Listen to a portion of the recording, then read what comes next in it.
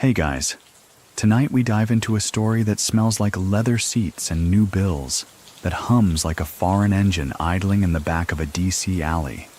Picture it. Neon bouncing off glass storefronts, school gym shoes squeaking across polished floors, and a teenager whose side hustle makes more than your boss. Rayful Edmond III doesn't start as a gangster. He starts as a basketball kid, neat fade, tucked shirt, and honor roll eyes. But what's hidden behind that Letterman jacket is ambition sharpened like a straight razor. Before long, this quiet young man turns the capital of the United States into his personal chessboard. A cocaine empire, run like a Fortune 500 company, with less bloodshed and more style than anyone thought possible. You might admire his brain until you see what it was building. So, before you get comfortable, take a moment to like the video and subscribe, but only if you genuinely enjoy what I do here. And I'd love to know where you're listening from. Drop your city and local time in the comments. Now, dim the lights, maybe turn on a fan for that soft background hum, and let's ease into tonight's journey together. He's 17, fresh off a pickup game, gym bag slung over one shoulder and a Rolex on the wrist he shouldn't yet be able to afford.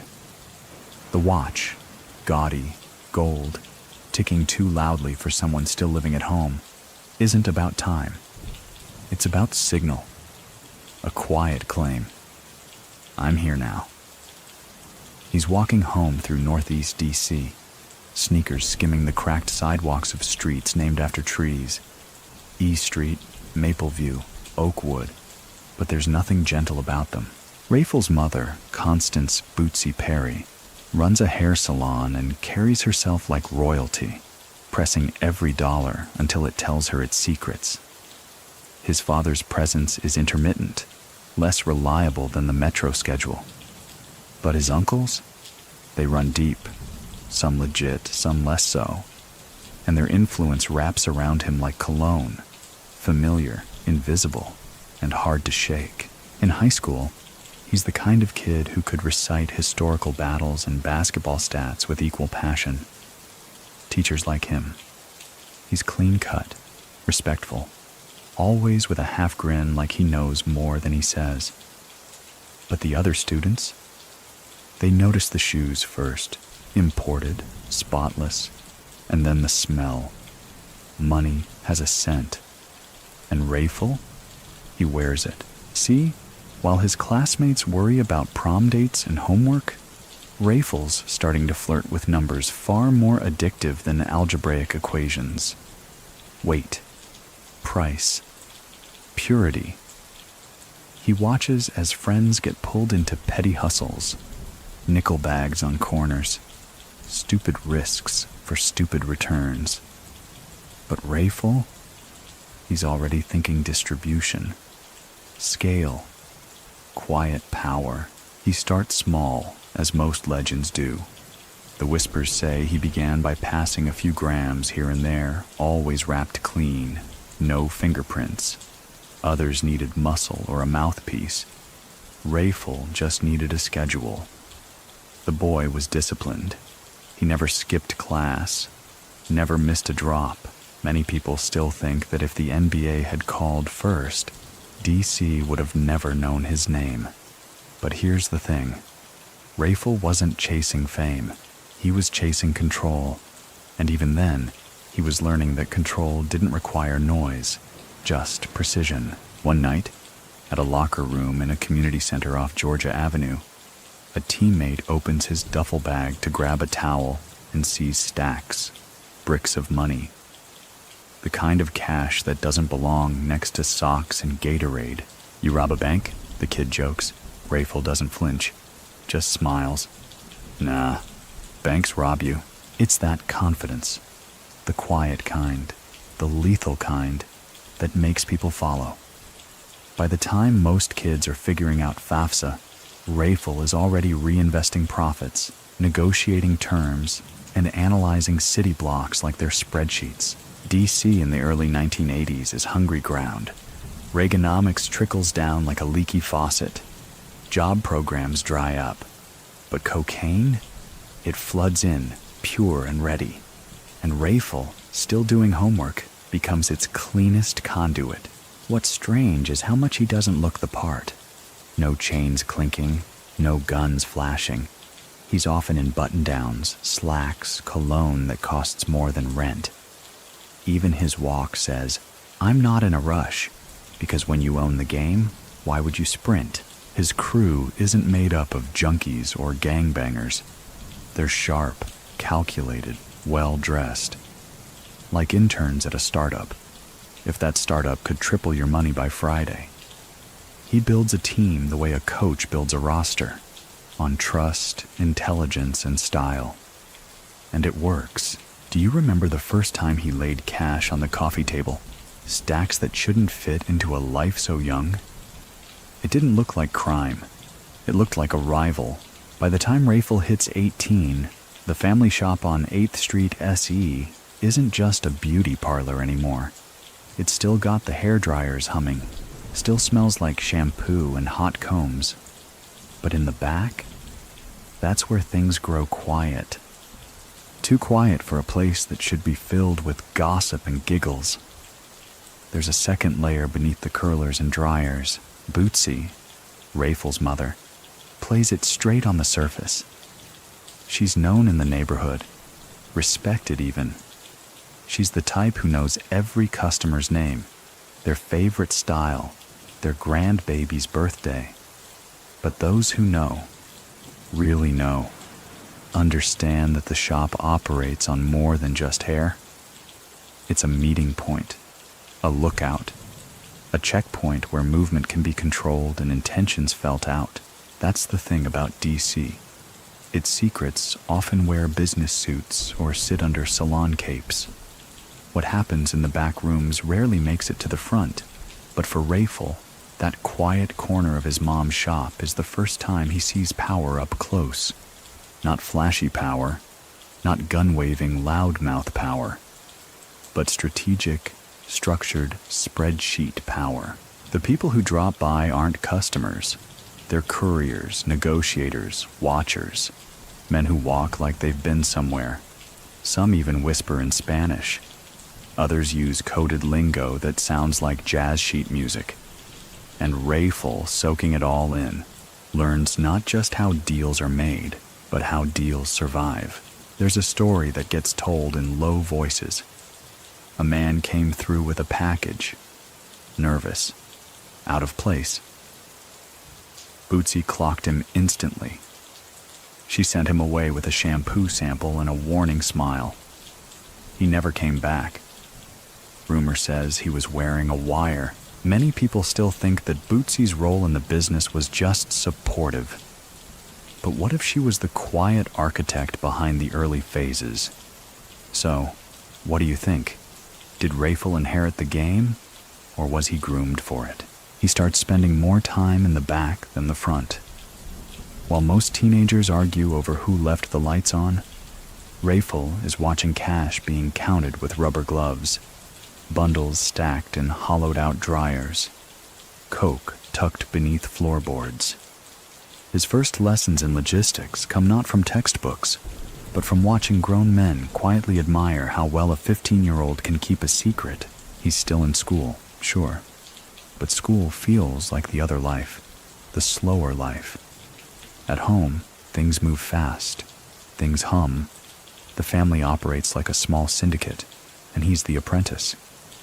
His Uncle Tony is often around, smooth and stoic, running a separate side of the family business with enough discretion to make a judge blush. But here's what sets Rayful apart. He isn't just watching, he's absorbing. He starts suggesting routes, pointing out inefficiencies, even timing police patrols better than the grown-ups. And soon, they start asking him questions. One night, his uncle slides a manila envelope across the table. Rayful opens it. Ledgers, coded sheets, numbers that don't match until you know what to look for. "You think you're ready?" the uncle asks. Rayful doesn't flinch. "I already know I am." He's still got a locker at school. He's still got a biology textbook with doodles in the margins. But every afternoon, He trades his uniform for tailored tracksuits and keeps his homework in a bag next to something a lot more flammable. D.C. in the early 80s isn't kind to dreamers, unless those dreams involve powdered gold. And Rayful dreams big. He wants control, yes, but he wants elegance too. No corner hustling, no desperate grabs. He wants a supply chain so smooth it could pass inspection from a customs official, and that's where the store comes in. The shop becomes more than cover. It becomes infrastructure. Women come in for rollers and leave having passed along messages. Men arrive for after-hours haircuts and drop off packages heavier than any comb. It's all coded, and it's all working. Do you remember when he sat on that red vinyl couch, counting cash while the dryers spun? There was a fan blowing, a radio low in the background, and Rayful, still not old enough to drink, was already managing more money than most CEOs. One afternoon, a man named Cheese comes through. He's older, greasy, loud. Rayful doesn't like him. Cheese tries to short the family by a few grand. Everyone's quiet. Bootsy just raises an eyebrow. Rayful? He stands up, adjusts his watch, and says, "You think this place runs on charity?" Cheese laughs, nervous now. Just an oversight. Rayful doesn't blink. Then oversee it better. That's the shift. That's when the men around him start nodding with something like respect. He's no longer just the kid in the back room. He's now part of the current. By the time most teenagers are figuring out their prom tuxedo sizes, Rayful Edmond is already mapping the city's rhythms like a cartographer of crime. He doesn't just move weight. He anticipates where it'll land. The block teaches faster than any school, and in these streets, GPA stands for Get Paid Always. At Baloo High School, teachers still praise his intelligence. He shows up on time, hands in assignments, even cracks a joke or two in class. But the hallway conversations? They're different. Other kids talk about mixtapes and love triangles. Rayful? He's quietly watching how sneakers signal social standing and how eye contact becomes currency. One lunch period, while other students gossip over mystery meat and warm cartons of milk, Rayful and a few quiet associates sketch out the beginnings of a territory map on a napkin. Not turf war stuff, networking. They mark out neighborhoods, public housing clusters, parking lots behind corner stores. Not where to sell, but where to listen. He doesn't just want customers, he wants intelligence. A few of the early lessons come the hard way. One drop goes wrong in a laundromat. Rookie mistake. Trusting a new face who panics when the machine eats the decoy quarter. The police sweep in, but Rayful, always 10 feet from danger, watches from across the street, sipping grape soda like it's just another Thursday. Many people still think that Rayful's early career was bloodless, but those first deals had risk, tension, even heartbreak. He learned early that loyalty is a currency easily counterfeited. One of his friends, name redacted by polite memory, tries to move his own product on Rayful's routes, testing the edges. Rayful doesn't explode. He doesn't make a scene.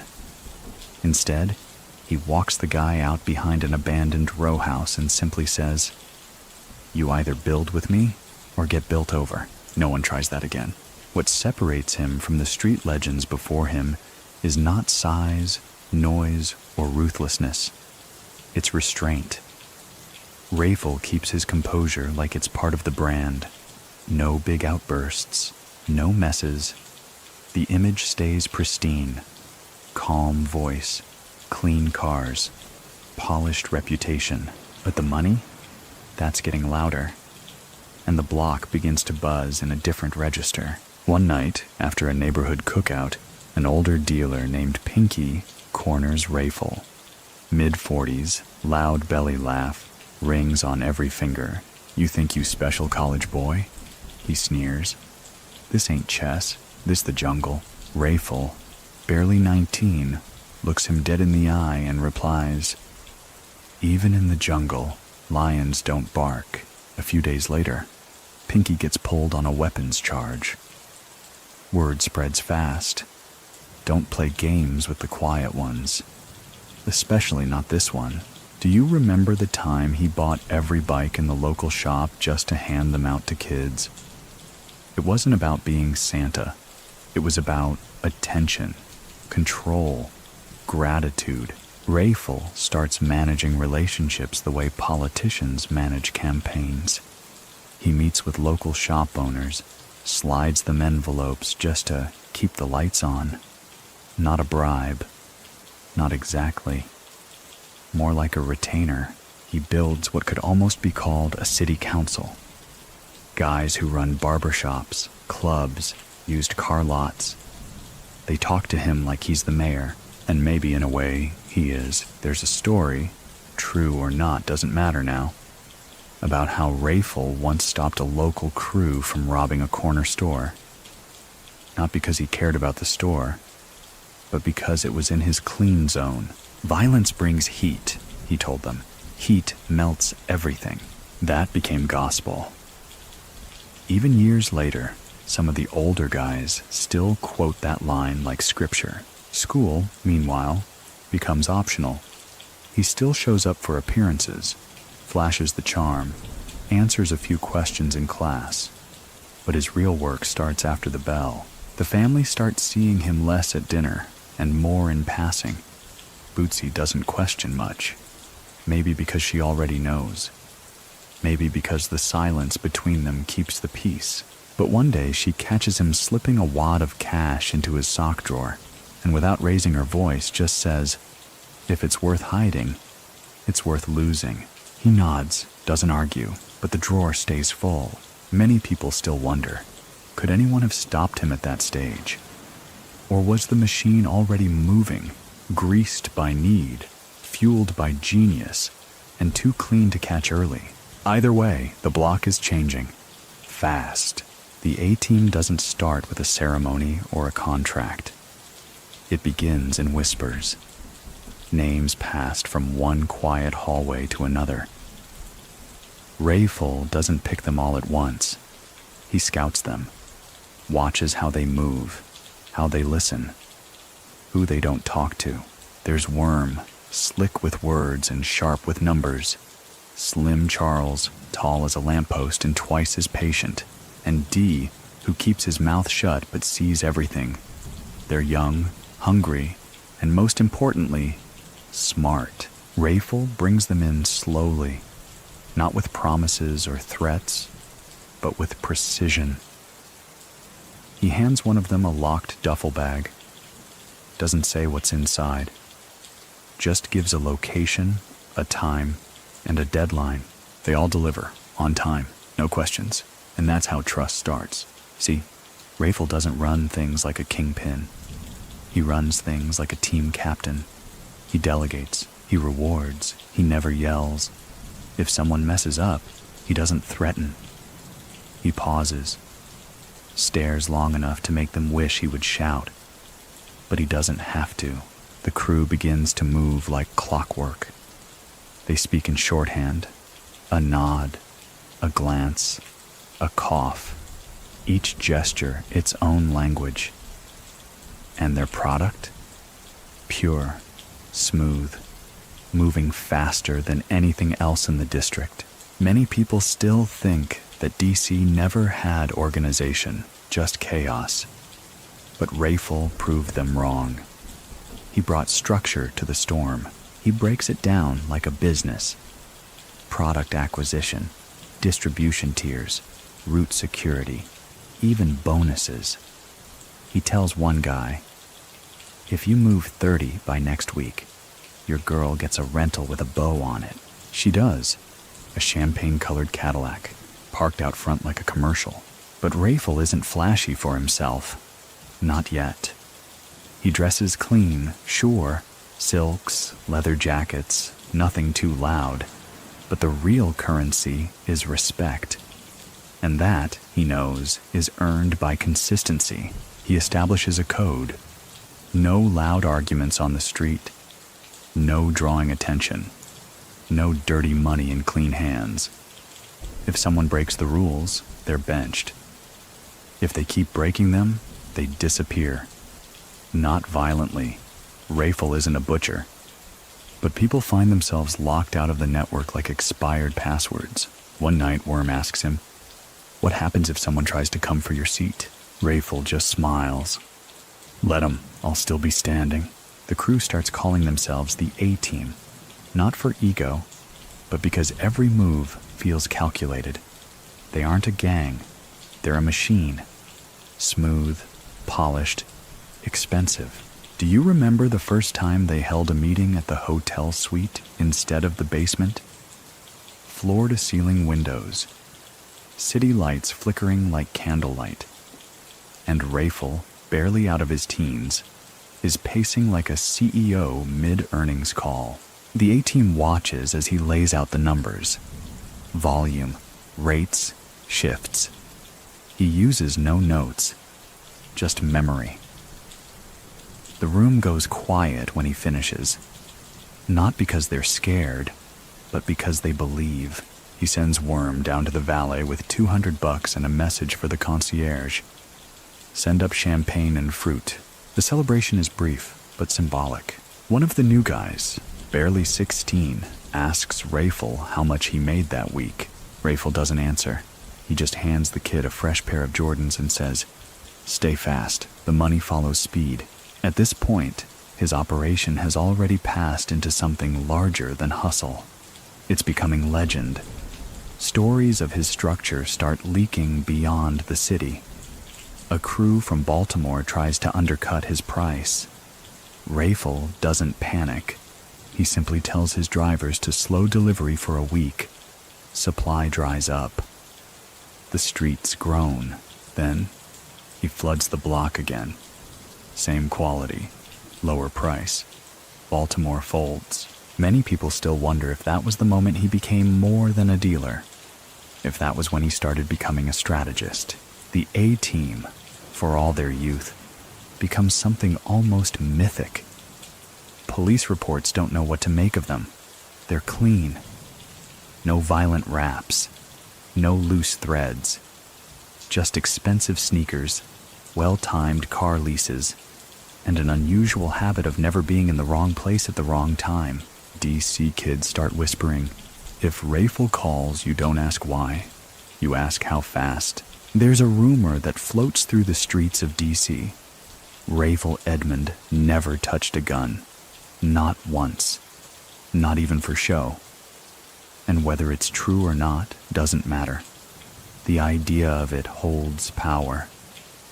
In a city swelling with tension, where violence was often the exclamation mark on every disagreement, Rayful built a kingdom on silence, discipline, and luxury. While other crews brandished heat like jewelry, Rayful chose Gucci.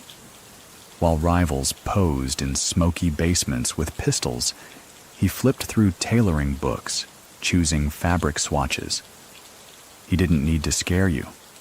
He just needed you to know he'd already calculated the outcome.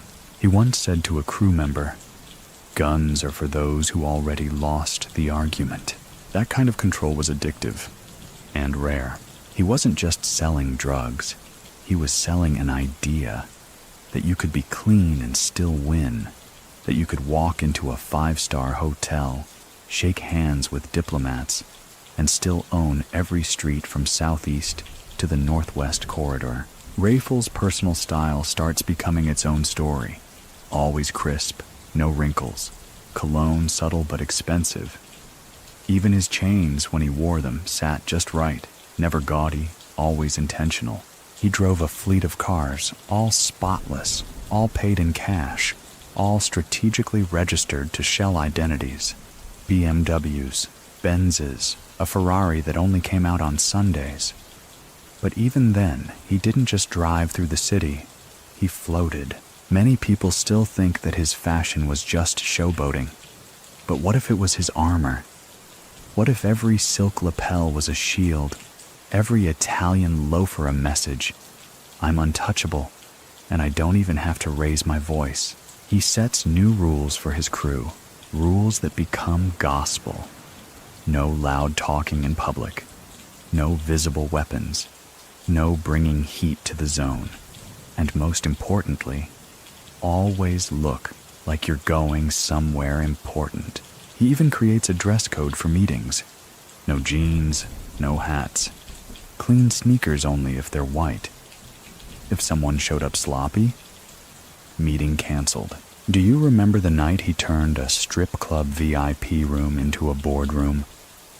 He walked in, music blaring, girls dancing, and calmly had the DJ cut the sound.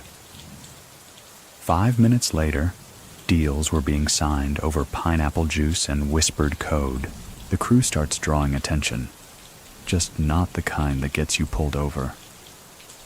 They're spotted at art galleries, jazz lounges, rooftop bars. Places no one expected to see kids barely old enough to vote. They become ghosts in designer threads. The police don't know what to make of them, but the streets do. Kids start mimicking the look. Side parts, cologne, button-downs under bombers. Even the way Rayful walked, one hand in the pocket, shoulders back, head slightly tilted, gets copied like scripture. He becomes DC's style template, and in doing so, he distances his entire operation from the stench of typical street crime. That's the genius. He doesn't clean up for the feds. He makes the crime look like it never happened. One night, Worm pulls him aside, says, "Man, we out here dressing like we on Wall Street." Rayful just smirks. "Why not? We make more than them." It's not arrogance, it's belief. The thing is, with great style comes attention, and Rayful's style is now making waves in more than just DC. Out-of-towners are asking about him. Small-time crews from Richmond, Norfolk, even up from North Carolina, are sending feelers. And while most would be flattered, Rayful gets cautious. He starts tightening ranks, moves meetings to new spots every week. No phones allowed. Face-to-face only. He even starts using burner pagers before burner pagers were cool. Many people still think that it was his flash that brought him down, but others argue it was his refusal to be messy that made his fall feel so surgical, so public, so precise. But that's still down the line. For now, Rayful's walking through the city like a shadow in silk. Everyone sees him, but no one really sees him, and that's exactly how he wants it. There's a sound to real money. Not just the rustle of bills, but the soft thump of weight, rubber-banded bricks being stacked into gym bags, the whir of counters slicing through stacks, the low sigh of someone realizing they just counted 6 figures before lunch. By 1984, Rayful Edmond lives in that sound. His earnings don't trickle. They hum. A daily rhythm of movement. Product in, cash out, repeat. The volume is staggering. Some estimate he's moving hundreds of kilos a month, generating as much as $2 million a week. And he's still not old enough to rent a car without extra insurance. The money changes things. Apartments are rented under fake names and filled with cash, so much that air fresheners are installed just to kill the scent. A couple units stay vacant, used only to count or cool product. And always, the blinds stay drawn. Rayful starts building out his network further. He needs more hands, more eyes, more silence. But instead of street thugs, he targets loyalty and quiet precision. Church-going cousins, neighbors with no records, men who've never even held a pistol. That's who he trusts to guard millions, because in Rayful's world, reliability beats muscle. Do you remember the small house near Howard University, the one with no furniture but 3 full-size safes? That was one of them. Inside, young men count bills while reruns of The Jeffersons play low on a dusty television. Everyone wears gloves, not because of DNA, but because cash ink rubs off like pollen. He never lets money sit in one place too long. It moves, like him, like a river, never pausing long enough to be caught. One house gets used for 4 days, then vacated. Another takes its place. No pattern, no trail. One of his runners, a kid nicknamed Dice, once said, "Rayful got more houses than Monopoly, and it's not just homes. He's got garages full of cars, some registered in states he's never even visited. They're used like chess pieces, some for drops, some for decoys, some for flair. One cherry red Mercedes never touches the street. It's parked in an underground lot, battery disconnected, waxed weekly. No one knows why. Maybe just because he can. Many people still think that his operation was too big to be real, but that's only because it was too smooth to believe. He starts paying off couriers better than most government jobs. One woman makes $800 a week just to sit in a car with her toddler in the back seat while a package gets dropped in the trunk. The kid thinks they're playing a driving game. Rayful runs things so cleanly that some don't even realize they're part of a drug empire. To them, it's just another job. Reliable hours, consistent pay, no drama. And D.C., it starts changing too. Nightclubs stay open longer, liquor flows easier, big name acts stop through more often.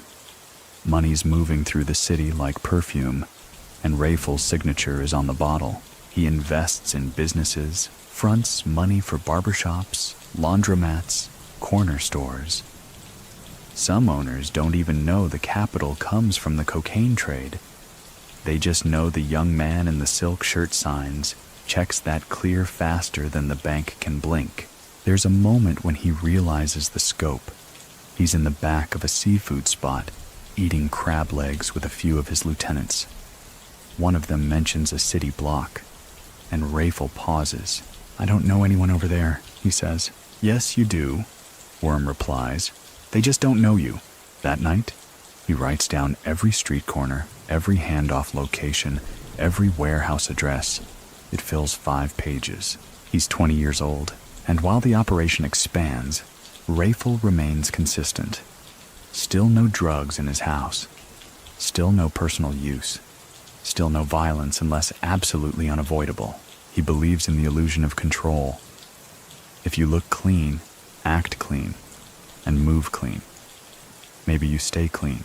But the feds are starting to catch wind, quietly, carefully, not because he's making noise, but because no one makes this much money without someone noticing. Rayful doesn't know it yet, but someone's watching. Someone always is. It's a strange duality. By day, Rayful still steps onto the Howard University campus. Backpack slung low, shades on, and a casual stride that doesn't scream drug lord. He blends in. Too well, really. Professors see a respectful young man, occasionally distracted but present.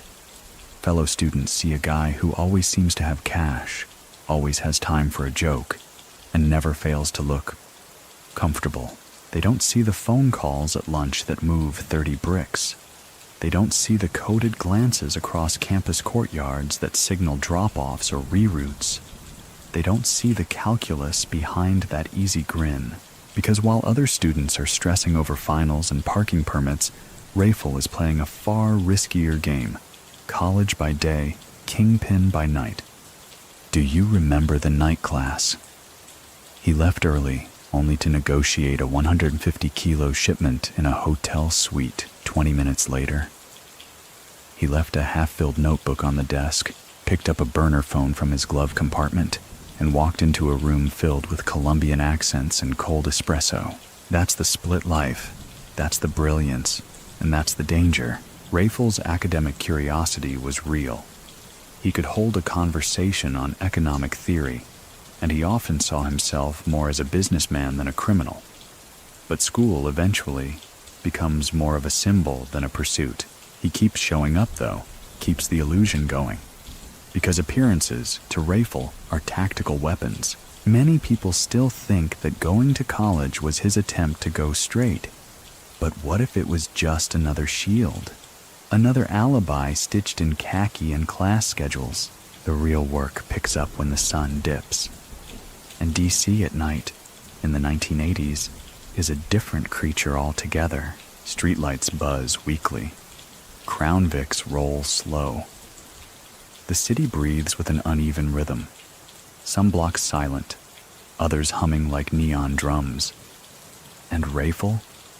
He's everywhere and nowhere. His lieutenants fan out like veins, moving weight through routes so efficient it makes logistics execs look sloppy. Drop cars switch hands every 36 hours. Packages move through baby strollers, construction sites, church kitchens. It's not just a network.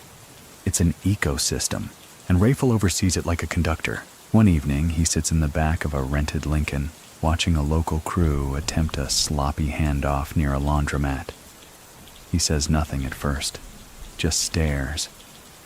Then finally, he leans forward and says, "See that? That's how you get noticed. That right there is how you teach the cops what to look for."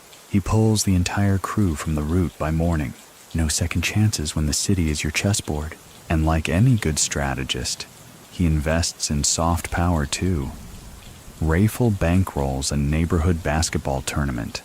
Cash prizes, food stands, DJs. He doesn't put his name on anything, but everyone knows. The winners get envelopes. The crowd gets chicken and music. The streets get a whisper. He's looking out for us. The tournament becomes an annual thing. Even rival crews show up in peace, because no one wants to be the idiot who spills blood on Rayful's event. One summer night, a fight almost breaks out during a semi-final game. Rayful steps onto the court. No bodyguards, no heat. Just him in a cream tracksuit and loafers. He walks between the two players, says something no one hears. They both nod. Game resumes, that's his magic. Presence, precision, and an unwavering belief in control. But that belief is starting to fray. Not because of him, but because of scale. He's making more than some foreign governments. And with that comes pressure. Eyes, whispers in the dark. A Fed named Lou Miller starts piecing things together. Quietly. Patiently. Not by chasing Rayful, but by listening to the spaces around him. The absences, the silences, the gaps. Rayful still thinks he's invisible, but in the distance the hum of the money is becoming a siren, and someone somewhere is dialing in on the frequency. In any good empire, there's always a pipeline. Rome had roads, Wall Street has wires, and Rayful Edmond, he had a Colombian connection so smooth, it might as well have been silk-wrapped. It doesn't start with a bang, it starts with a whisper. A contact through a cousin, through a woman who used to clean rooms at a hotel near Miami. One conversation leads to another, and suddenly Rayful's not just moving weight, he's importing it directly. No middlemen, no watering down, the good stuff. The first major shipment comes quiet, packed inside hollowed-out furniture, wrapped so well the dogs barely sneeze. Rayful watches as his crew cracks open a faux leather ottoman and pulls out bricks so pure they almost shimmer. He doesn't smile. He nods. That's his version of fireworks. With this new source, everything changes. He's no longer just out-hustling the competition. He's out-supplying them. And that's a different game entirely. Do you remember the warehouse near the rail yard? The one that always smelled like vanilla because of the air fresheners he rigged to fool the dogs? That's where the shipments landed. Quiet, sterile, and always under 24-hour watch. He's moving hundreds of kilos now, every month. The money has to be counted in shifts. One guy clocks out, another clocks in. Nobody works a full count alone. It's too much temptation, and yet, hardly anything goes missing. Because Rayful has built not just fear, but belief. Many people still think that Colombians wouldn't trust a kid from D.C., but they didn't see what he showed them. Clean operation, no violence, no police heat. And the numbers? The numbers didn't lie. He meets with reps in Miami, LA, even Las Vegas. He wears suits now, tailored, double-breasted, always light on accessories. When one cartel lieutenant asks him how he keeps his street so calm, Rayful shrugs and says, "Because I don't hire people who need to prove anything." That line ends up printed in someone's case file years later. But by then, Rayful's already changed routes. He keeps things moving across state lines using a fleet of unremarkable vehicles. Chevys, Buicks, family vans with dented doors and booster seats in the back. A grandmother once delivered 20 kilos inside a diaper box. No one suspected a thing. He even experiments with decoys. Sends out one car with a flashy driver, loud music, speeding just enough to get pulled over. Meanwhile, 3 other cars take side streets and deliver. It works every time. And the product? Word gets out that Rayful's cocaine is so clean, so consistent, that rival crews start buying from him under fake names. He doesn't mind. Business is business, he tells his crew. Even if the handshake comes from someone wearing gloves. There's even a moment where one of the Miami contacts floats the idea of moving Rayful down south, offering him a piece of territory in Florida. A promotion? Almost. But Rayful declines. D.C. is mine, he says simply. Why would I leave the city I already own? That phrase? It gets passed around in back rooms and wiretap transcripts, and it's true. He does own it. From street corners to penthouses, from rundown barbershops to quiet suburban homes, Rayful's product flows like electricity. Reliable, clean, and always on schedule. He installs layers between himself and the product. No fingerprints, no direct drops, just meetings, briefcases, instructions delivered by lieutenants with tight scripts. One DEA agent would later say, "The man moved more weight than anyone on the East Coast, and we couldn't find a single photo of him near a kilo," because Rayful understood something most didn't. It's not about having your hands in everything. It's about having your name in everything, and your face in nothing. But the more you move, the more eyes turn your way. And some of those eyes, they're wearing badges. The French Connection had its moment. Now D.C. has its remix, and Rayful? He's conducting it all like a man listening to jazz, cool, calm, and 5 notes ahead. There's a night in southeast D.C. when Rayful Edmond does something that turns whispers into full-blown urban mythology. He rents out the entire roller rink, lock, stock, and disco ball. Every light's on. DJ spinning classics, security in suits, not hoodies. And the entrance? Free. Except this isn't some birthday bash. It's a gift, a neighborhood thank you, a subtle flex. A quiet empire throwing a loud party. Kids eat for free. Teenagers dance in new sneakers. Moms line up for barbecue chicken plates while "Ain't No Stoppin' Us Now" floats through the speakers. And then he walks in. Rayful. Not flanked by muscle. No entourage. Just him in a white mock neck and gold-rimmed glasses. He glides across the floor like a politician with no campaign. He hands out envelopes to the DJs, pays the staff double, even tips the cleanup crew. It's not charity, it's strategy. That roller rink night, it cements him. Many people still think that he threw that party to celebrate a birthday. But the truth? There was no occasion. Just Rayful reminding the city that he noticed, and the people notice him right back. The generosity begins to spiral. One week he buys pizza for a whole block during a blackout. The next, he covers funeral costs for a friend of a friend. Then comes the jewelry. Diamond chains handed out like participation trophies.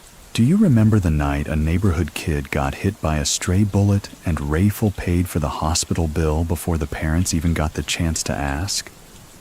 That's the story that circulates in barbershops and bus stops, because whether or not he was the reason for the danger, he always seemed to be the first to respond.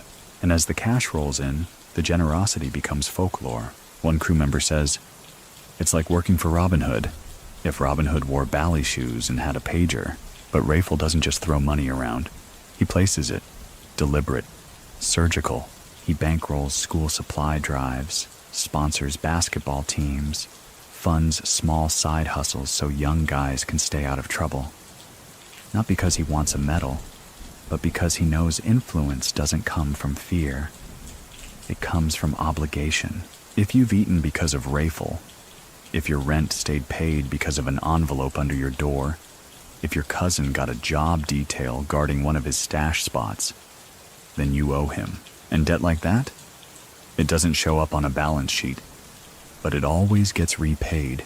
Meanwhile, his inner circle flourishes. Everyone around him starts dressing sharper, driving smoother, talking softer. They pick up his rhythm, his cues, his values. Even their parties change. No more smoky basements or parking lot flexes. Now it's rooftop hotel lounges, low jazz, dress codes enforced by unspoken looks. It's not just about looking good. It's about making crime look like an art form. But with style comes spectacle. And with spectacle comes scrutiny. The feds begin to notice the uptick in luxury vehicles circling the same neighborhoods. IRS agents start flipping through 1040s that look too clean for men driving German sedans. Still, nothing sticks, because Rayful doesn't drive the same car twice in a week, doesn't touch product, doesn't even use a consistent phone. He's like smoke, always visible, never graspable. Many people still believe that Rayful wanted to be a celebrity, but that's misreading him. He didn't want fame. He wanted legacy. He wanted the city to say his name long after the bricks turned to dust. And that kind of ambition doesn't throw itself into chaos. It builds a brand. By the end of that year, Rayful's giving out Rolexes like thank you cards. And every one of them keeps ticking the same message. This man built something, and he's not done yet.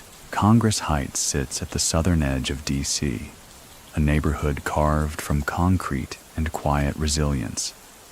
For most, it's just another working-class district. Uneven sidewalks, aging row houses, corner stores with flickering signs. But for Rayful Edmond, it's the seat of power. He doesn't pick it randomly.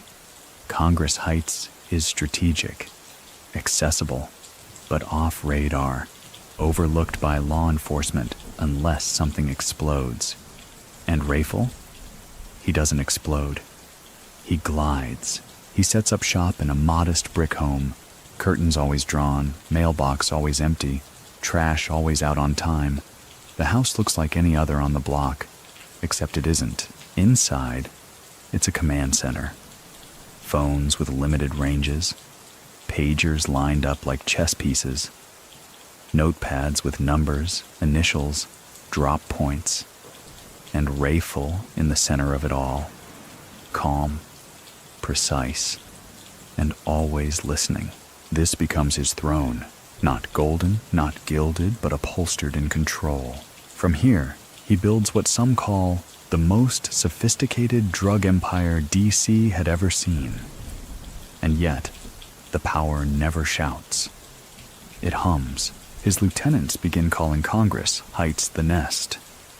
Not because it's where the money sleeps, but because it's where strategy hatches. Do you remember the old man who sat on the porch next door? Never realizing he was living next to a kingpin. That's the point. Rayful designed the illusion so well, even the neighbors felt safe. He rotates cars through the garage, keeps deliveries spaced, meetings held in low volume, and only during daylight. He teaches his crew to never draw attention in their own neighborhood. No flashy arguments, no loud music, and absolutely no violence. That last part becomes Rayful's hallmark. He institutes a rule so radical, it spreads through the underground like wildfire. No shootings. None. You spill blood, you get fined. You keep spilling, you get exiled. To outsiders, it sounds like fantasy. But to those inside the machine, it works. Many people still think that drug empires thrive on intimidation, but Rayful's thrived on reputation. His message was simple. If the money moves smoothly, we all win. Guns bring sirens. Sirens freeze profit. He holds regular sit-downs, like Sunday dinners without the food. Men from across the city, some rivals, some allies, come to talk, not threaten. They bring grievances, territory issues, supply chain hiccups, and Rayful listens, tilts his head, offers solutions that feel less like decrees and more like gentle nudges toward peace. One time, 2 crews nearly went to war over a stolen package. Rayful invites them both to the nest, offers them iced tea, asks them one question. You want to fight for free or get rich together? They leave shaking hands. That's power. And Congress Heights? It becomes myth. Not because it's dangerous, but because nothing ever seems to go wrong there. No police raids, no shouting matches, just the quiet churn of commerce. It's said that during one of the rare cookouts Rayful hosts, a city councilman shows up, not to make deals, just to shake hands and grab a plate. Because in D.C., respect travels in whispers, and Rayful's name is everywhere. He starts influencing more than street corners. Barbers mention him when trimming fades. Teachers see his style on their students. Clerks at downtown boutiques set aside items in his size, just in case he stops by, and he does stop by. Always calm, always polite, but never alone. His reputation walks in first. The nest grows. Extra properties are bought nearby. Houses where money's counted, where phones ring softly behind blackout curtains, where runners rotate in and out like clock hands. Still, no one in the neighborhood talks, because everyone eats. Rayful makes sure of it. He sends kids to school with new backpacks, pays heating bills in the winter, covers quiet hospital fees without being asked. One woman, elderly and sharp as glass, finds her porch light fixed and groceries stacked at her door. She never asks who did it, but when asked about Rayful by a reporter years later, she simply says, "He kept things still," and that might be the best way to explain what he built. Not chaos, not terror, but stillness. A whole city pulsing under his touch, orderly, profitable, and for a while, at peace.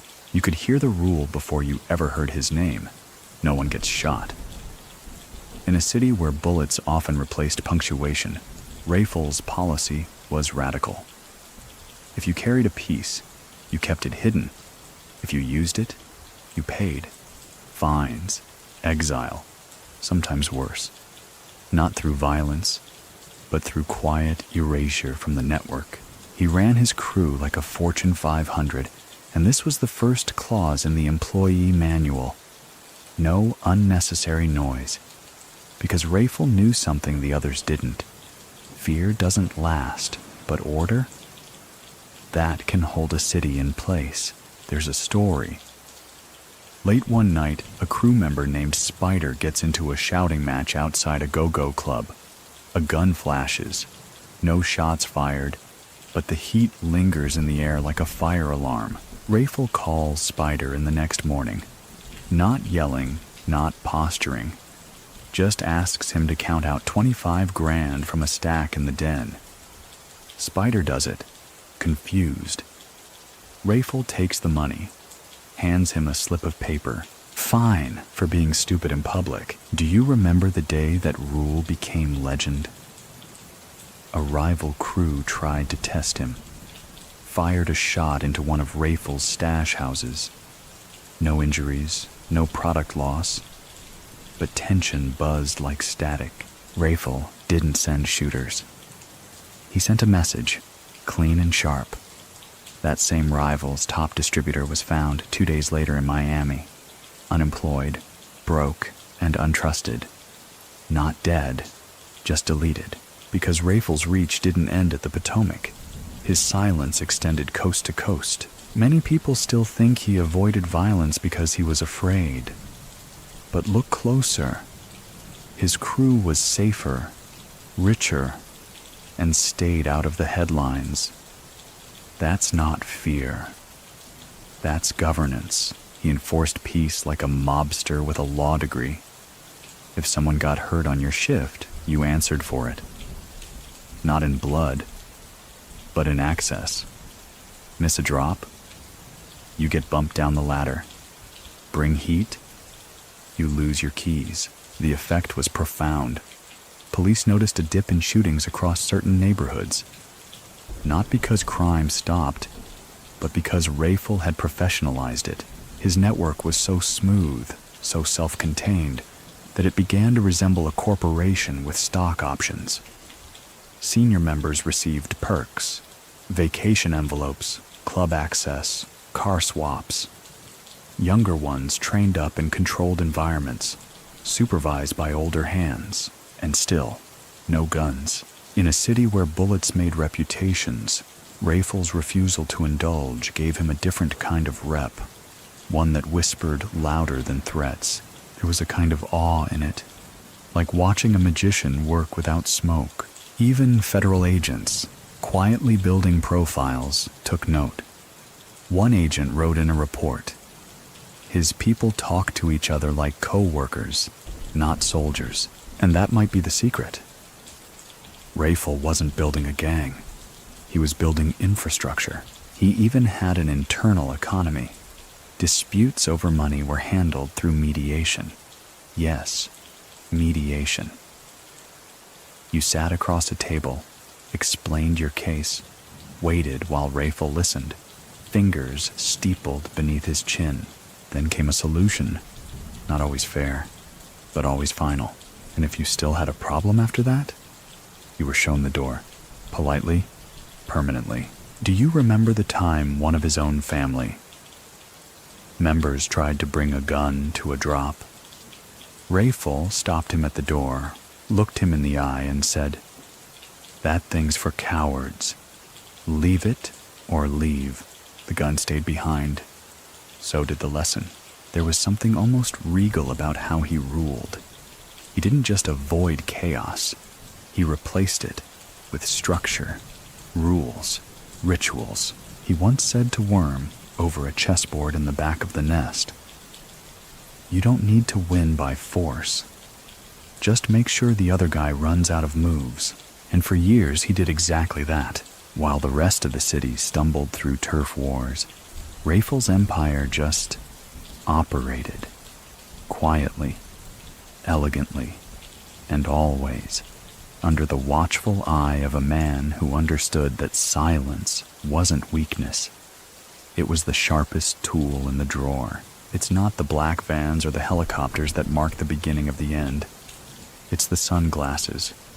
Specifically, the kind worn by men who stay too still for too long.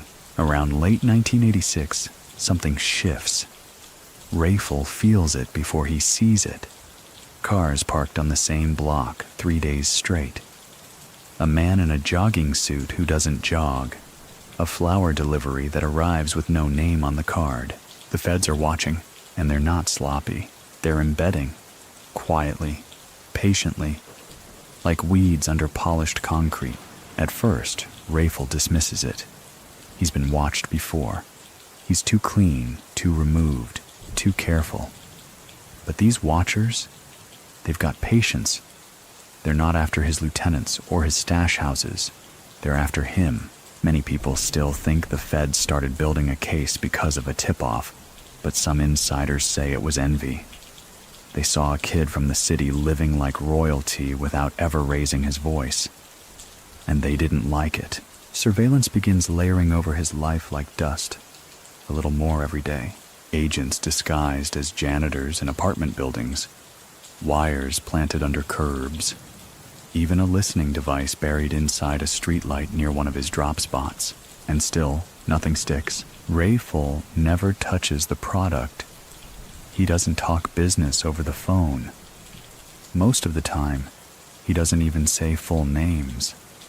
Conversations sound like riddles. Directions come in numbers, not words, one DEA agent would later admit. We followed him for months and still couldn't figure out how he moved anything. But someone inside starts talking. There's always a crack in the paint. It begins with a minor courier picked up on a separate charge. Then another. Then a girlfriend with a grudge. Rayful senses the shift like a change in weather. He starts limiting his movements. Shorter meetings. No more hotel drops. Phones replaced weekly. Do you remember the time he shut down 5 routes in one night? Just because he felt something was off. That wasn't paranoia. That was pattern recognition. But the feds, they adapt. They start watching his family, his friends, even his barbers. Anyone within 3 degrees. Bootsy's salon gets photographed weekly. Mail is intercepted. A cousin's car is bugged so precisely, the crew doesn't realize they're feeding information into a recorder tucked inside the headrest. And then comes the rooftop surveillance. One apartment building, 9 floors high, with a clear view of a key drop location. Inside, 2 agents take shifts. They eat canned soup, sleep in 2-hour blocks, and log every single movement. Rayful's crew starts noticing shadows where there weren't any. One man in a silver Chrysler, a woman who always walks her dog at 6:37 a.m. Worm tells Rayful, "We got ghosts." Rayful just nods. Then we go darker. He shifts again. Fewer people, fewer cars. He moves meetings to parks, open air, public benches with pigeons for company. He uses wind noise to drown out whispers. And still, the walls tighten. Many people still believe he could have walked away then, retired, vanished, lived off his millions. But that's not how Rayful thought. He wasn't playing to survive. He was playing to complete the puzzle. Even as the heat builds, the money keeps flowing. Orders still arrive. Drops still land. Parties still happen. Quieter, but just as lavish. The machine hasn't broken, not yet, but it's groaning. And behind every tinted window now, he wonders, which one holds a camera? He keeps his tone calm, keeps his shirts pressed, keeps his posture upright. But inside, there's static. The quiet control he's mastered for years is being tested, and somewhere in an FBI basement, a growing stack of tapes waits to become a case. The money's still moving, the street's still calm, but Rayful feels it. The air's heavier now. Too many faces watching from behind mirrored glass. Too many cars that don't blink. He's built an empire on rhythm, on silence. And now, the rhythm's off. One afternoon, Rayful sits in the back of a Cadillac, engine running low like a purr. Across from him, Worm lays out the latest numbers. Weight moved, routes secured, payouts complete. All clean, all expected. But Rayful doesn't nod. He just stares out the window. "You hear that?" he asks. Worm listens, horns, city noise, same as ever. "No," Rayful says softly. "Exactly. Nothing. Because when things go too smooth, it means the storm is just off stage. Around this time, law enforcement makes a subtle shift. No more circling the block in Crown Vics. No more obvious tales. They've moved underground. Financial audits, subpoenaed phone records, quiet meetings with federal prosecutors. They're looking not for flash, but for patterns. Many people still think that Rayful's downfall came from a single informant, but it wasn't that clean. It was paper, notebooks, ledgers tucked in walls. And Rayful, he never kept a ledger, but his people did. See, for all his precision, all his caution, Rayful had one blind spot: trust. He believed in systems, his systems, But systems involve people, and people talk. Especially when pressure tightens like a vice and freedom becomes a number on a sentencing chart. One of his drivers gets caught with 2 kilos and a pager. Instead of lawyering up, he folds, quickly, almost casually. From there it spreads. The feds use it like thread, pulling slowly, connecting names, cars, apartments, habits. Every time someone confirms a detail, the noose tightens. And still, Rayful keeps pace.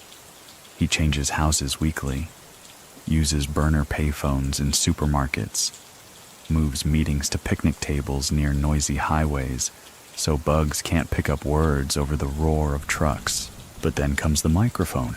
Do you remember his grandmother's house on E Street? The soft chairs, the lemon cookies, the porch fan spinning like a lazy clock. That house? The feds bugged it. And Rayful? He felt safe there. Not just safe, unguarded.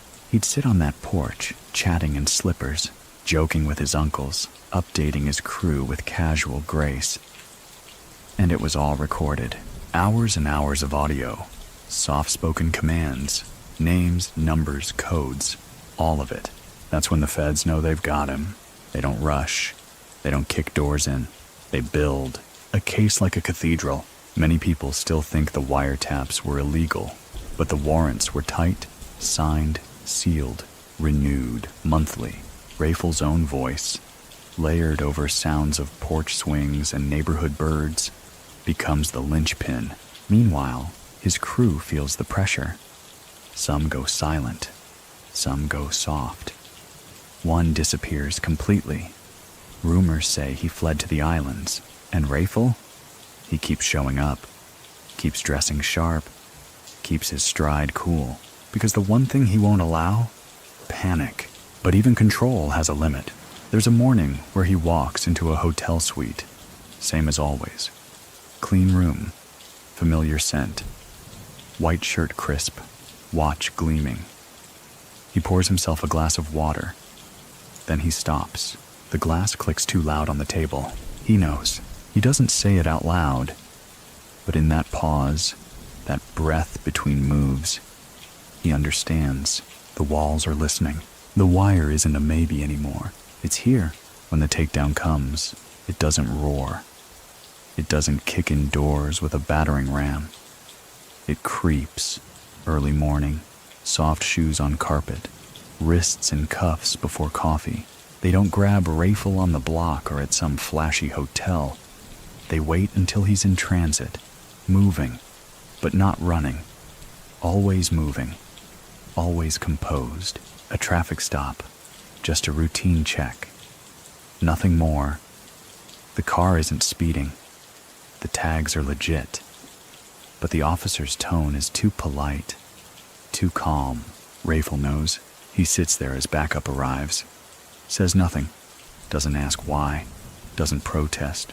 Just folds his hands, breathes through his nose, and watches the officers in the side mirror.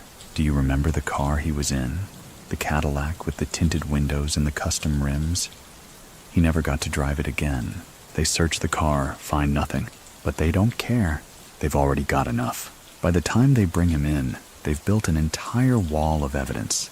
Names, times, tapes, testimony. A paper trail from the streets to the suits. Rayful sits in the interrogation room, elbows on the table, posture straight. He wears a navy blazer, not his flashiest, but still pressed. The detectives don't try to scare him. They try to reason with him. You've got a good head. You know what you built. You're not the average corner boy. Rayful listens and says nothing, because that's the rule. Never speak first. Many people still think he was caught off guard, but his phone calls had already gone silent weeks prior. He knew it was close. The news doesn't break all at once. It builds. First, his name appears in internal memos, then in whispered conversations between agents. Then, finally, in a press conference, headlines start to swirl. Alleged drug kingpin arrested in D.C. $1 million empire linked to young college student. Feds say no one too clean to fall. The media loves the contrast. Rayful isn't what they expect. No tattoos, no gold grills, just a young man with a clean fade and courtroom-ready diction. The city buzzes, on the same blocks where he paid electric bills and bought school supplies. Whispers turn to speculation. Some shake their heads, some breathe relief, others, they mourn. Not the man, the order, because the streets, those that had learned to move smooth, stay calm, respect the no-violence rule, suddenly feel unstable. The silence Rayful enforced starts to crack, but inside the holding cell, Rayful remains unreadable. He's processed, mugshot taken, fingerprints scanned. The officer at intake says, "You don't look like someone who ran the city." Rayful smiles, just barely. "That's the point. Do you remember the blue suit he wore to his first hearing?" People talked about it like it was armor. Smooth lapels, tailored fit. He stood not like a defendant, but like a guest speaker. He didn't plead, not yet. He didn't cry, never. He sat still, eyes forward, and let the courtroom fill with tension like a church before a sermon. Many people still believe that even in cuffs, he held power, because power, once shaped right, follows you. The arrest is not the end. It's the next act, the one where the empire is frozen. The streets spin without a compass, and the city realizes the man in the silk shirt was not just another dealer. He was the calm in the storm, and now the storm is waking up. The courtroom isn't chaos. It's cold.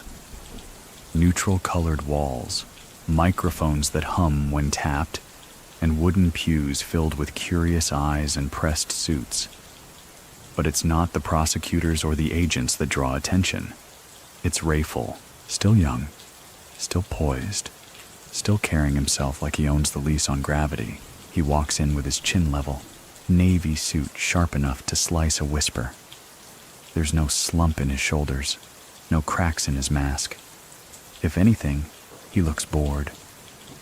Like this isn't the climax of a federal case, but a meeting that ran late, and sitting quietly near the back, behind the reporters and the buzz, is his grandmother. Her hands folded, face soft but unreadable. Do you remember that moment in court when they read the charges, and he didn't even blink? 20 counts: conspiracy, distribution, possession with intent. Each count a nail in the coffin, and still, Rayful sits as if he's hearing a weather report, because he already knows the storm. He felt it coming long before the courthouse lights flickered on. The prosecution is organized, polished. They roll out wiretaps, testimonies, cash flow charts. One key witness points toward Rayful, says he gave orders, used code words, controlled the streets from a house with green shutters and a garden gnome no one noticed was a camera. Many people still think the case was unbeatable, but legal minds debated it for years. The lack of physical evidence, the absence of product near Rayful, the whispers of misconduct, but none of that mattered, because what they did have were his words, recorded in calm tones from that porch, mixing with bird song and the rustle of newspaper pages. And so begins the strategy shift. Rayful's defense is sharp, aggressive, but not arrogant. They challenge tapes, question timing, poke holes where they can. But privately, behind closed doors, a different conversation begins. A deal. Do you remember the first rumor that Rayful might cooperate? Streets froze. His name had been spoken like a spell. Now it passed through mouths with caution. It wasn't confirmed, not then. But the whispers had weight. Because Rayful, the boy who once ran a silent empire, might be about to talk. And if he did, it wouldn't just be confessions. It would be blueprints, names, routes, bank accounts, a map of the invisible city he built from payphones and porch talks. The city held its breath, because if Rayful flipped, entire blocks might burn. And deep down, even some agents admitted, part of them didn't want him to. They wanted the legend preserved, frozen in time. But legends don't serve time. And so, behind bulletproof glass, under fluorescent lights, Rayful considers a new kind of silence. The kind that comes with being erased. But not yet. Not here. Not in front of the microphones. For now, he just listens. Stares at the table. Leans back in his chair. And the courtroom, thick with drama, leans toward him like a sleeping city, waiting for the rain to start. Now, we slow down. Let the courtroom fade. Let the walls soften. Imagine the echo of polished shoes walking across the cold marble floor, a door closing gently behind him. Rayful's story, so far, isn't just one of crime. It's one of structure. A boy who read the street like scripture, who taught men to walk without guns and speak in codes so elegant, they became architecture. And yet, even the sharpest minds meet corners they can't turn. Let the noise die down now. Imagine him back on that front porch, not in handcuffs, not in court, just sitting, sipping soda, watching dusk roll in over E Street. There's a rhythm to a city winding down. Streetlights hum. Radios click off.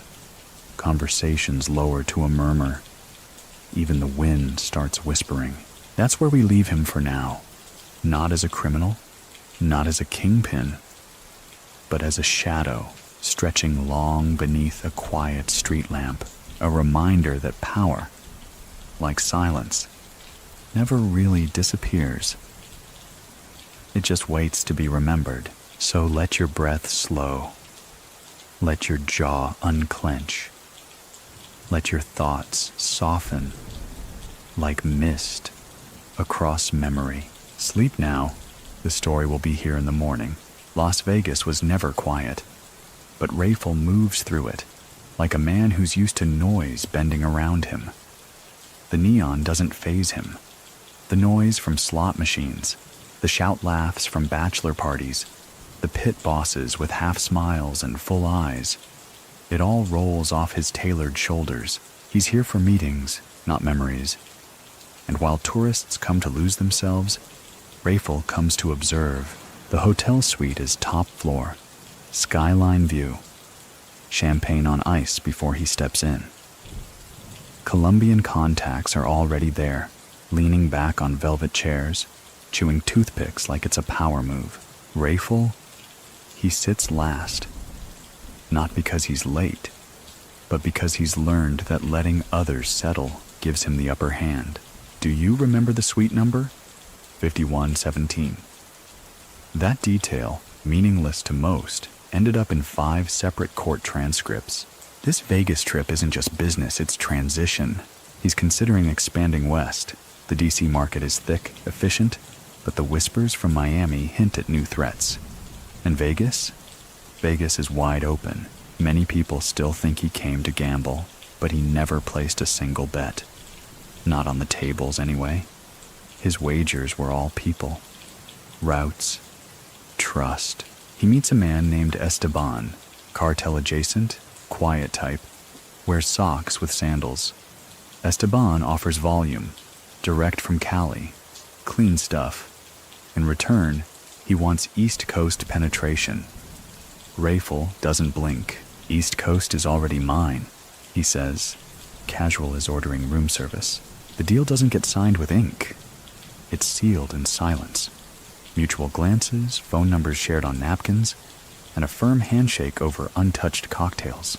But Vegas isn't just about business. Rayful uses it to study.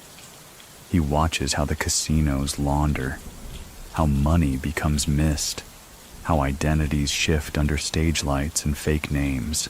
He takes notes, mental ones. There's a dinner with a music executive.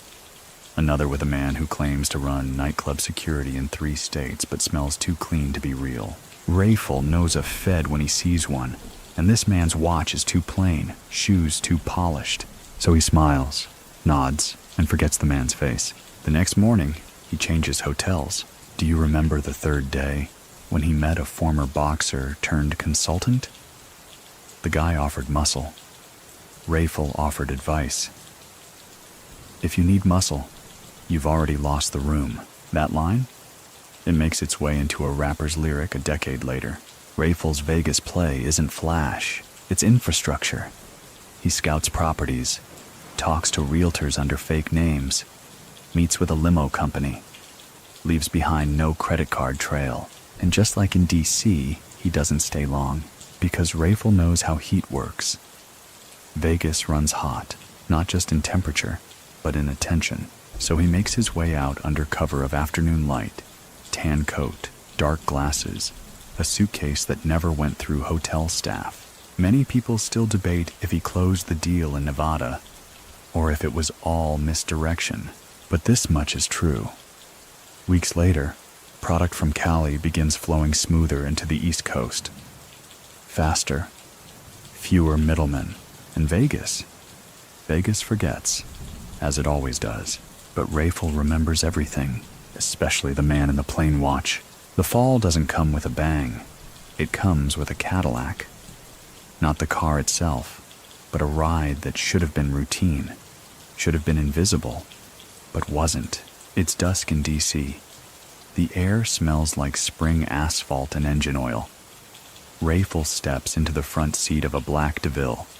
Same make, same model as a dozen others in his rotation. The driver is tight-lipped. The route is short. But tonight, something lingers. Maybe it's the unmarked sedan a few car lengths back. Maybe it's the static on the radio that cuts in too clean. Maybe it's just instinct, but he knows. Do you remember that stretch of road near Anacostia Park where he looked in the rear view and said nothing for 20 minutes? That's the moment. Not the stop, not the cuffs. That, because in that silence, Rayful feels the algorithm breaking. The car pulls into a service lane. Lights flash behind them. Two cruisers, unhurried, deliberate, not aggressive, not afraid. The officer taps the window like he's knocking for coffee. Polite, deadly. Rayful lowers the glass halfway. Sir, we just need to ask you a few questions. It's not even about the car. It never is. The search turns up a pager, then a set of keys that don't match the ignition, then a glove box with a tiny notebook, half-coded, half-forgotten. It's enough. Not for the full case, but enough to open the door. And once that door opens, the whole structure shifts. Many people still think he could have escaped, run south, disappeared into island airports and new identities. But that was never Rayful. He didn't run, he pivoted. At the station, they book him like anyone else. Ink, photo, inventory. But the room is quieter when it's him. One officer mutters, "Doesn't look like a drug lord." Another replies, "Doesn't have to."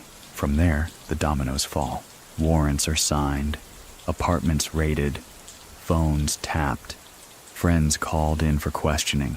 And Rayful, he watches, calm, still, because he's always been 3 moves ahead, even here. Do you remember the first time he asked to speak to his attorney, and the room just shifted? The detectives knew they weren't talking to a street hustler. They were talking to a system, a breathing one. Rayful gives nothing up, not then. But his silence sounds different now. Not cocky, not cautious, just deliberate, as if he's rearranging pieces in his mind. He knows who's talking. He knows who will talk. The real puzzle? What he chooses to do about it. In holding, he keeps clean. No outbursts, no pacing, just notes in his head. There's a moment, 3 a.m., cell light buzzing, another inmate snoring, and Rayful sits up, stretches and mutters, "So this is the part they write about. That line?" A guard hears it, writes it down. Years later, it'll be quoted in a documentary. Many people still debate whether the stop was random or targeted. But it doesn't matter. Because in chess, whether your queen falls by accident or trap, she's still off the board. And Rayful? He's still playing. Inside the courtroom, Rayful's posture is unchanged.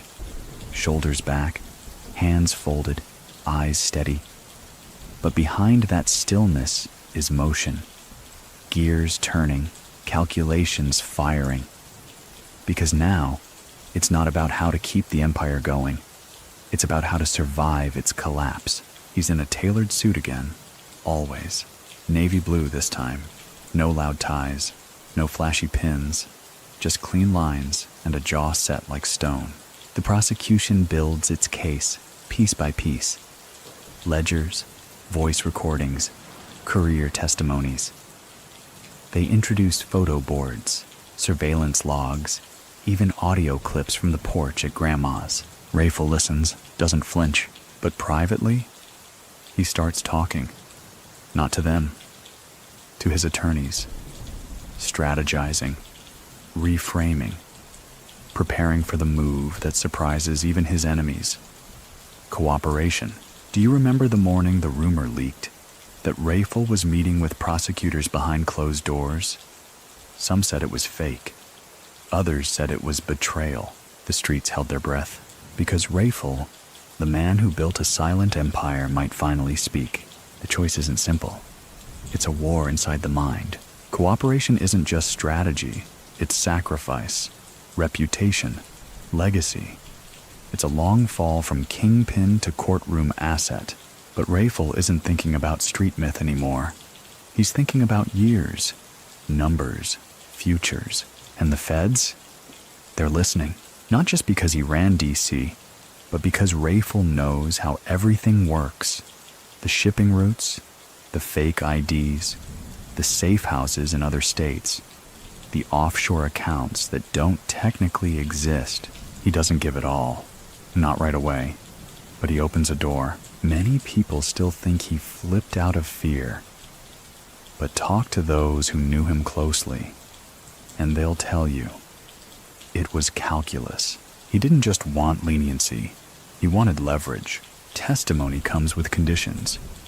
Security, location protection, and if played right, possibility. The courtroom stares when he first walks in as a cooperating witness. A different kind of silence hangs in the air. Not respect, not tension, but curiosity. What would he say? And more importantly, how much would he say? Do you remember the line? He spoke under oath. I didn't build a crew. I built a network. It wasn't just a confession. It was a statement. He names names. Not all. Not recklessly. But enough. Enough to redraw the federal map of the D.C. drug landscape. Some inside the courthouse take notes furiously. Others sit frozen, understanding for the first time just how organized it all was. This wasn't gangbanging. This was supply chain logistics with bulletproof plans. Rayful's voice remains calm, neutral. No theatrics, just facts. Later, one prosecutor says, it was like listening to someone explain how to build a jet engine while sitting on the runway. He isn't proud, but he isn't broken either, because even as the empire burns, Rayful's still playing chess. Each answer? Considered. Each phrase? Clean. He doesn't lash out, doesn't smear. He just outlines the system, lets it breathe, lets it exist. Many people still think he regretted it. Others say he slept better that night than in years. But the truth? Only Rayful knows. And if he does regret it, it doesn't show. Because when the testimony ends, and he's led out through a side door, his chin is still high. Not because he won, but because he moved. And in Rayful's world, movement is survival. Protective custody isn't silence. It's a hum. The kind that never stops. Fluorescent lights that never sleep. Doors that buzz instead of knock. Eyes watching through reinforced glass. Rayful Edmond, once emperor of D.C.'s streets, now lives inside concrete designed to keep sound out and truth in. They move him quietly. No press. No courtside walk in chains. Just a transport van with blacked-out windows and guards who don't ask questions. His name disappears from the intake forms. In this new place, he's not a kingpin. He's a number. But the mind? The mind stays sharp. Do you remember that line he whispered to his lawyer? I'm not out of the game. I'm just in the back room. Even here, Rayful doesn't collapse. He observes. The prison is designed for isolation. High-profile cooperators, quiet men with loud pasts. Some ran cartels. Some flipped entire states. Rayful walks among them with the same grace he had in silk suits. Only now it's khaki jumpsuits and rubber-soled shoes. He takes a routine. Wake, read, write, think, then repeat. His cell becomes a kind of study, a place to remap everything. He still remembers routes, faces, code words that haven't been spoken aloud in years, but he doesn't share them, not anymore. What's done is done, and yet his name continues to echo. Many people still think he vanished, that he was moved so deep into the system that he ceased to exist. But he didn't. Not really. His name kept surfacing, on court dockets, in whispers between defense attorneys, on federal lists that don't go public. Even behind walls, he remained a reference point, an example. You want to know how a nonviolent empire is built? Look at Rayful. You want to see what happens when intelligence chooses the street over the stage? Look at Rayful. Inside, he keeps clean. No trouble. No fights. He helps other inmates read legal briefs. Teaches one man how to balance a ledger. Another how to write his own appeal. You could have been a teacher, the guard tells him once. Rayful just smiles. I was. My classroom just looked different. Do you remember the FBI report that said he was still influential inside despite being nonviolent? That wasn't praise. It was concern, because influence is hard to erase, and Rayful doesn't need control anymore. He just carries the memory of it. A young inmate once asked him, "You regret it?" Rayful looked at him, slow, then said, "Regret is for people who didn't know what they were doing." Many people still argue if that's pride or honesty. Maybe both. Maybe neither. He doesn't get visitors often. A few letters. The occasional check-in from old contacts turned ghosts. Most people who knew him have either disappeared or pretend not to. But the stories persist. They say he reads 3 books a week, keeps a chessboard in his cell and plays both sides. Not because he's lonely, but because it helps him remember how the board moves. One inmate tells a story, maybe true, maybe myth, about how Rayful corrected a guard's math homework once, with a pencil, from memory. Another says he writes letters that sound like sermons, clear, precise, like he's still teaching. And in a way, maybe he is, because legends don't vanish in concrete. They echo. And Rayful Edmond? He was never just a dealer. He was a system. Now he's just a system with a new address. While Rayful sits behind steel doors in silence, the city he once orchestrated begins to spin out. The D.C. he left was organized. Edges sharp, rules firm, noise kept to a low murmur. But without him, the rhythm breaks. The A-team fractures. Some are arrested. Some vanish. Others try to replicate the old structure, but they forget the most important part. Rayful was the structure. Do you remember the corner on Sheridan Road that stayed quiet for 5 years straight? Within 6 months of Rayful's arrest, it sees its first shooting in a decade. His rule wasn't enforced by fear. It was enforced by balance, by consequences that made sense. Without that, chaos leaks in. Younger crews rise fast, louder, messier. They don't wear suits, they wear armor. They don't negotiate, they react. And DC begins to feel the weight. Many people still think that Rayful's removal cleaned up the city. But the truth is murkier. Homicide rates rise. Rivalries sharpen. Turf becomes blood-stained instead of boundary-marked. The police, once focused on one elegant puzzle, now chase dozens of jagged ones. In neighborhoods where Rayful once paid rent and sent kids to school, desperation creeps back in. No more quiet support. No more back-to-school sneakers left on porches. No more late-night envelopes slipped under doors. The city realizes too late he didn't just deal, he regulated. Even the feds start to admit, in low tones over bitter coffee, that the post-Rayful era is harder to control. Because what do you do when the man who made the chaos predictable is gone? Do you remember the old barbershop on Georgia Avenue that used to run numbers and haircuts equally well? It's raided, shut down. No one ever replaces it. Rayful had kept things tight, controlled, compartmentalized. The men who came after him, they spray wild. The peace tax, those subtle favors Rayful traded for silence and order, evaporates. Now it's just war tax, and everyone pays. And yet, despite the city moving on, his name stays. In barbershop debates, in schoolyard myths, in whispered warnings, this ain't how Rayful did it. Kids too young to remember him directly wear his name on t-shirts. Artists reference him in verses. He becomes both legend and lesson. This is how high you can climb, and how far you can fall. Many people still wonder if he saw the collapse coming, if he knew the machine couldn't function without him. Maybe that's why he built it the way he did. So sleek, so contained, that it could only ever run on him. And once he was gone, the silence was no longer strategic. It was hollow. He receives a letter in prison once, unsigned, smudged ink, likely passed through 5 hands before it reached him. It reads, "The streets miss the order. Ain't been the same since you left."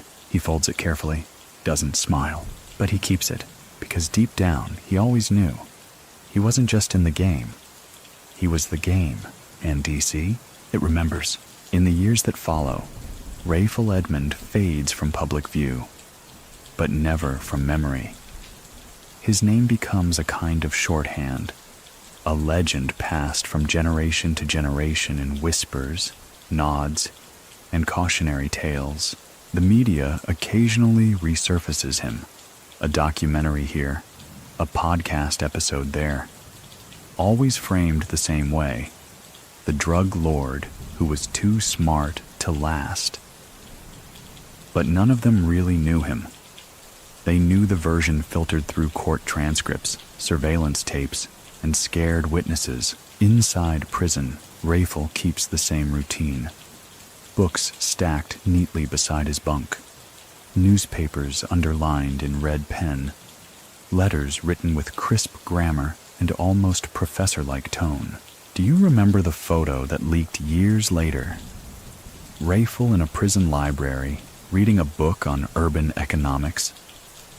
It made the rounds on the internet, captioned with awe and confusion, because he didn't look like the monster they tried to paint.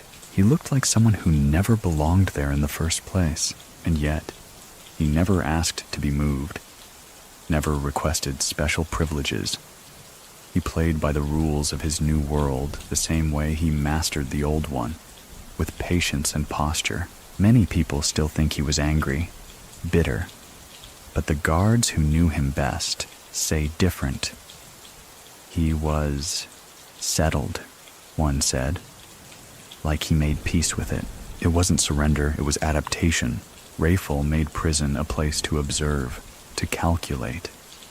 He taught GED classes to younger inmates, helped one man start a memoir, debated politics with staff who forgot who he used to be. And still, outside, his name burned. Some rappers referenced him. Lines like, "Move like Edmond, quiet but rich." Built an empire like Rayful with no blueprint. Even local politicians whispered his name when talking about DC's past. Sometimes with scorn, sometimes with awe. Do you remember the mural in Southeast that was painted, then scrubbed, then repainted in secret? A silhouette in a suit. No name. But everyone knew. And while debates raged, was he villain or visionary? Traitor or tactician? Rayful remained silent, because silence had always served him better than speech. Many people still debate if he deserved a second chance. Some say yes, he brought order. Others argue he broke laws, ruined lives. But all agree on this: he changed things. He made D.C. move differently. Even behind walls, his blueprint lingered, like ink that won't wash off, even after the paper's burned. And maybe that's legacy, not headlines, not body counts, but systems so effective they keep running long after you've gone. Somewhere between myth and memory, Rayful Edmond becomes more than a name. He becomes symbol, not of violence, not even of wealth, but of possibility. To some, that's dangerous. To others, inspiring. Because what he built wasn't just an empire, it was a model. And long after his sentencing, that model gets studied, copied, admired in quiet circles and back rooms across the country. Younger dealers reference him like scholars cite philosophers. Keep it quiet like Rayful. Structure it clean, Edmond style. He becomes the standard for operational excellence in a world that rarely values structure. Many people still think that his legacy was wiped by his cooperation. But if that were true, why do they still speak his name? Do you remember the conversation between two men in a federal yard years after Rayful disappeared from public view? One asked, "You think he regrets it?" The other said, "He probably doesn't even believe in regret, just results." It was never about being liked. Rayful didn't play for applause. He played for control. And even now, in the memory of a city that's seen waves of crime, reform, gentrification, and decay, his story hangs like a thread stitched into the soul of D.C. The barbershop debates evolve into podcasts. Young men raised by single mothers hear about him from uncles. Teachers mention him in high school criminology lessons. And in these stories, the questions linger. Was he a villain? A visionary? A victim of a system that never made room for black brilliance unless it bowed its head? Many people still argue that if Rayful had been born 10 years later, with venture capital and a LinkedIn page, he'd be running a tech startup instead of a blog. But that's not the timeline we got. We got Rayful Edmond III, the college kid who once owned D.C., without firing a shot. Do you remember the judge who said, "It's tragic because I don't think you even needed to do this"? Rayful didn't respond because that question, like so many others, had no answer that mattered anymore. Not in that courtroom, not in that era, not to a man who had already mastered outcomes. He remains a mystery in khakis, a presence in absence, a mind that moved like jazz, made decisions like code. And still, today, in the corners of D.C. where sidewalk cracks hold secrets, someone always says, he was different. Not louder, not deadlier, just different. Years pass, but Rayful Edmond remains. Not in the public eye, not in the courtroom, but in the architecture of memory. Even locked away, his story finds new shapes. Documentaries sharpen it, songs sample it, blogs argue over it. His name is still whispered late at night in Southeast, like a ghost who wore bally shoes and built a city in silence. Do you remember the college student who wrote a thesis on Rayful, not as a drug lord, but as an unacknowledged systems engineer? That paper made rounds. It wasn't wrong. Because Rayful's true influence wasn't just cocaine or cars, it was structure. He created an organization that mirrored the Fortune 500. Supply chains, resource management, performance incentives. He even had ethics of a kind. Don't shoot, don't brag, don't bring heat. Many people still think he got lucky. But the luck ran out, and the system remained his. Even broken, it bore his fingerprints. There are parts of D.C. where old heads still lean against chain-link fences and talk about when things were orderly. And they don't mean peaceful. They mean predictable.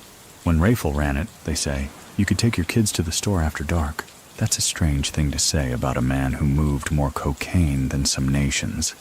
But in the warped math of street legacy, order is gold. And Rayful, he minted it. Meanwhile, in the shadows of federal records and sealed transcripts. His movements are monitored, transferred quietly, kept distant. Some say witness protection. Others say voluntary exile. But every so often, a rumor surfaces, a man matching his description seen at a gas station in Texas. A voice on a prison call with cadence too familiar. A silhouette in a low-resolution photo. Do you remember the time an underground podcast tried to claim they interviewed him? The clip was taken down. No verification. But the tone. Calm. Measured. Could have been anyone. Could have been him. And maybe that's the final move. Many people still debate whether he deserves to be remembered at all. But history doesn't ask permission. It just settles in. His is a legacy shaped by contrast. Youth and power, school and street, silence and scale. He never ran with brute force. He ran with timing, with tone, with restraint so elegant, it felt like strategy disguised as stillness. And now, he's not here. Not really. But if you listen carefully in the places where order used to live, you'll hear it. His rhythm, still playing.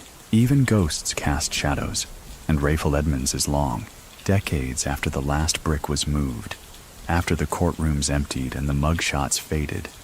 His presence lingers, not in the form of wanted posters or police files, but in the questions he left behind. How does a teenager build a nonviolent empire that outpaces men twice his age? How does a boy from Southeast D.C. master logistics like a corporate strategist? And how does a name stay whispered in the very city that once screamed to bring him down? Do you remember the reporter who tried to trace his influence into the 2000s and found links in places he never expected? A rental property bought with laundered funds, a business partner who once drove Rayful's cars, a non-profit with ties to a cousin's cousin. It wasn't reach, it was residue. Even scrubbed from headlines, he left behind blueprints, ways of thinking, moving, disappearing in plain sight. In schools, kids still ask teachers, "Is he still alive?" In courtrooms, attorneys still warn clients, "Don't pull a Rayful unless you're smarter than him." In prisons, his name floats like a myth.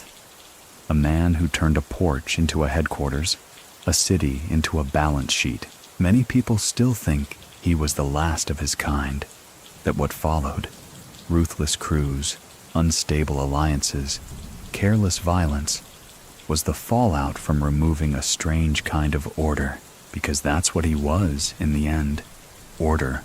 He didn't kill to build his name. He didn't flood the streets in blood. He built on silence, on calm, on focus. There's a weight in that kind of story, a heaviness that never quite lifts. Do you remember the teacher who assigned a paper titled "The Moral Duality of Rayful Edmond"? Half the class called him a villain. The other half called him misunderstood. Maybe that's the legacy he didn't plan for, being studied. Not for the drugs, but for the design. Rayful taught people, without meaning to, that intelligence isn't confined to boardrooms, that empire isn't reserved for politics or Wall Street, and that sometimes the most dangerous man in the room is the one who doesn't raise his voice. He's not gone, not really, because a city that lived by his rhythm doesn't forget the man who wrote the tempo, not when every echo still moves to the beat he once set. The final chapter doesn't close with handcuffs or headlines. It closes with distance.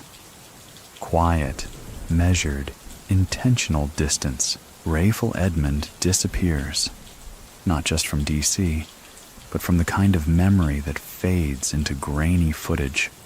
No recent photos, no public statements, no angry letters to the editor, just absence. And in that absence, a vacuum, because once you remove the architect of a system, the structure begins to sag. The blocks he once stabilized begin to wobble, economically, socially, even emotionally. The neighborhoods he indirectly maintained fall under new hands. Louder hands, sloppier ones. Do you remember the last time anyone saw him in court?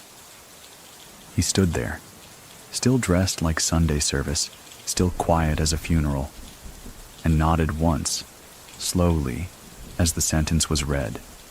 No tears, no outbursts, just acceptance, or maybe something colder. Calculation. He knew how this would end. Maybe not the details, not the timeline, but the arc? That was inevitable.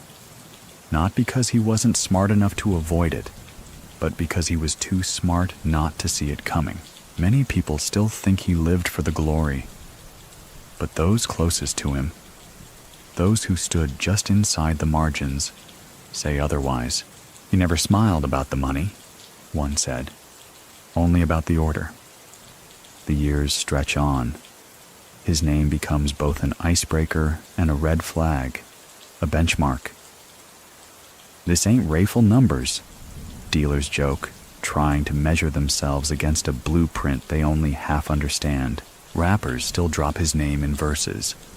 Podcasters still debate whether his choices were tactical brilliance or strategic failure.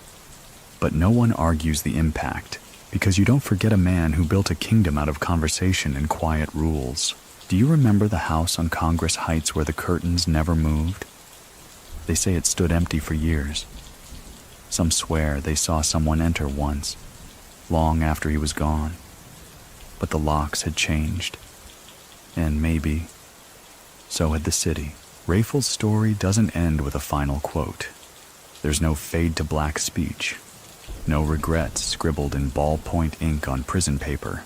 There's just a man, young once, focused always, who stepped into a city and asked it to move differently. And for a time it did. And now, we let the lights dim for good. Let go of the city's hum, the shuffle of sneakers on sidewalks, the low whine of police radios in the distance. Let the dust settle on that porch swing. Let the ledger close without a final balance. Rayful Edmond III wasn't a folk hero. He wasn't a monster.